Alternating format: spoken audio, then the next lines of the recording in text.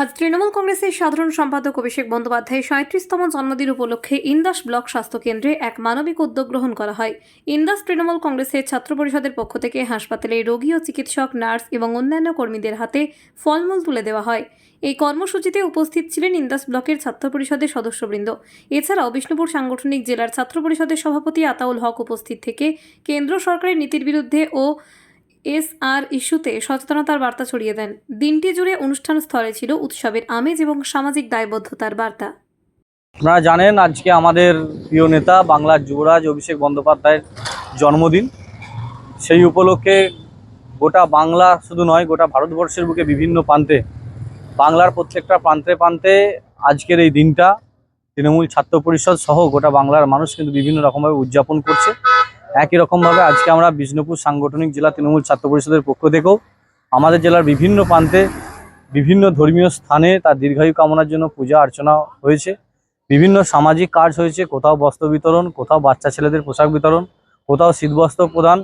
ঠিক একই রকমভাবে আজকে আমার ইন্দাস ব্লকে আজকে আমাদের যে লোকাল হসপিটাল রয়েছে সেখানেও আমরা যে সকল রুগী রয়েছে, ডাক্তারবাবু রয়েছে, নার্স রয়েছে, তাদেরকে আমরা ফল বিতরণ করেছি, তাদেরকে কিছু উপহার সামগ্রিক আমরা তুলে দিয়েছি। পুরোটাই আমাদের নেতা অভিষেক বন্দ্যোপাধ্যায়ের জন্মদিনকে উপলক্ষ করে, এবং সেই জন্মদিনকে আমরা এভাবেই উদযাপন করছি। আমাদের সন্ধ্যের সময়ও কিছু প্রোগ্রাম রয়েছে, এলাকার বাচ্চা ছেলে মেয়েদেরকে নিয়ে আমরা কেক কাটিয়েও এই উদযাপন করব। আজকের এই সারা দিনটা উৎসবের মেজাজে গোটা বাংলার মাটিতে হচ্ছে, সে জায়গায় বিষ্ণুপুর সাংগঠনিক জেলাও ব্যতিক্রম নয়। তারই প্রতিচ্ছবি আজকে আপনারা জেলার বিভিন্ন প্রান্তে দেখতে পাচ্ছেন। আমার ইন্দাস ব্লকে প্রায় 100-র অধিক আমরা ফল তুলে দিয়েছি, এবং এই ব্লকের বাইরেও বিষ্ণুপুর সাংগঠনিক জেলার আরও বিভিন্ন ব্লকে এই ধরনের সামাজিক কাজ আজকের দিনে কিন্তু চলছে। আচ্ছা, দেখা গেল যে যখন ফল বিতরণ করছিলেন রোগীদের ও এসআর নিয়ে বার্তা দিচ্ছিলেন, দেখুন এখন যেটা আমাদের বাঙালিদের বড় সমস্যার জায়গা তৈরি করছে কেন্দ্রের সরকার, বিজেপি সরকার প্রতিনিয়ত বাঙালিদেরকে বঞ্চনা, প্রতিনিয়ত ভারতবর্ষের মানুষদেরকে বিভিন্ন রকমভাবে রাস্তায় নামিয়ে আনার চেষ্টা করছে। কখনো এনআরসির নামে, কখনো সিএএর নামে, কখনো নোটবন্দির নামে।